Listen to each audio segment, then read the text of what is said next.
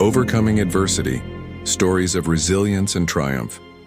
In life, we often face challenges and obstacles that test our strength, resilience, and determination.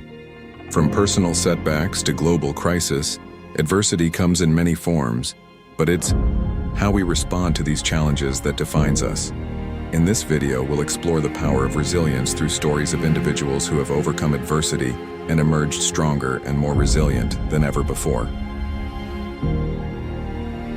The human spirit, triumphing over tragedy.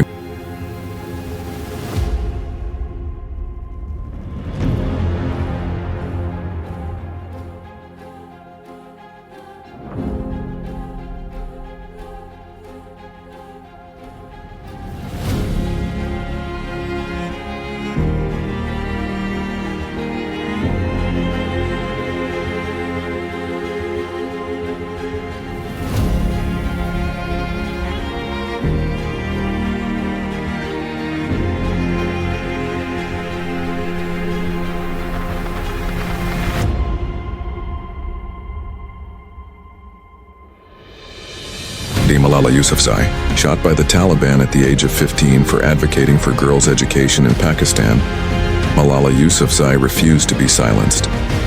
Despite facing grave danger, she continued to speak out for the rights of girls to receive an education. Today, Malala is a global advocate for education and the youngest ever Nobel Prize laureate, inspiring millions with her courage and resilience. In my home country, Pakistan, the terrorists uses terror to try and stop girls from going to school. I was just one target for their violence.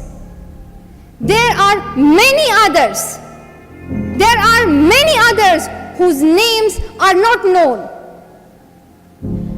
It is for them that we must continue our campaign to ensure that all children all around the world have the chance, have the access, and have the right to go to school. Nick Vujicic. Born without limbs, Nick Vujicic faced unimaginable challenges from a young age. However, instead of succumbing to despair, he embraced his differences and dedicated his life to inspiring others. Through his motivational speeches and best-selling books, Nick spreads a message of hope, resilience, and the power of a positive attitude. I'm coming! Ready?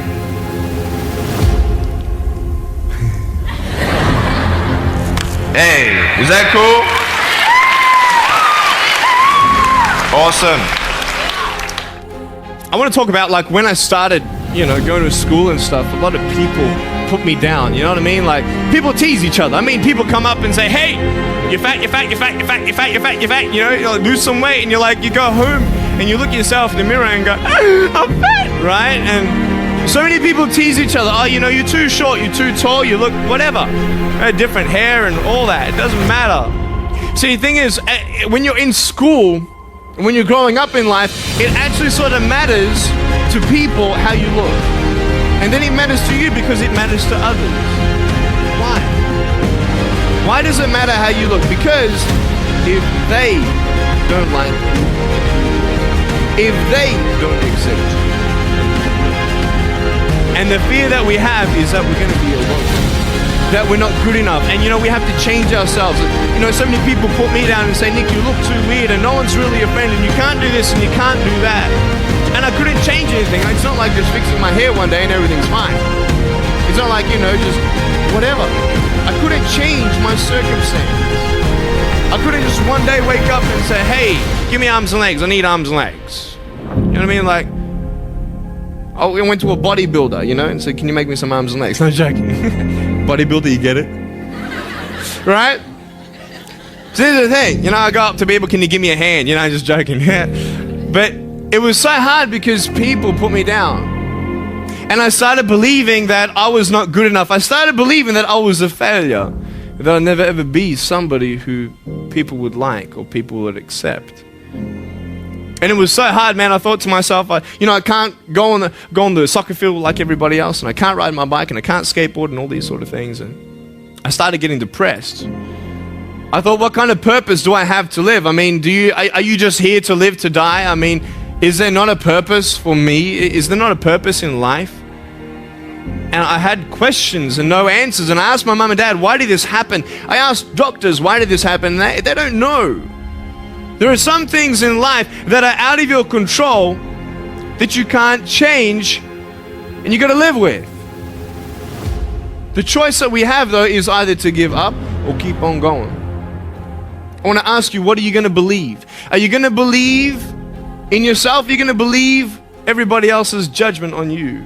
Are you going to believe people when they say that you're a failure and no one really likes you, no one really cares about you? And it's not really to say that, hey, you need someone to come up and say, hey, really, I like you, I care about you. No, it's not that, but it's the fact that people put you down. People don't even look you in the eye. People ask you how you are and you say fine, but you're not fine, and they'll never know that. I tell you, life is interesting. Life's a journey. See this phone here? Let's say that I want to go to the phone, right? And I start from over here. Now, to get to the phone, it's not like I'm going to start meditating and going hum, right, and float across the air, right? It's not going to work. It's not like I'm going to go hum and woo, it's not going to work. So I have to take one step at a time, one step at a time, one step at a time. You can only take one step at a time. I don't care how big your step is, it's only one step at a time. You can't do 2 steps in one. Understand? So it's like one step at a time. And you take steps in this direction, you take steps in that direction. You sort of get lost along the way, and sometimes you fall down.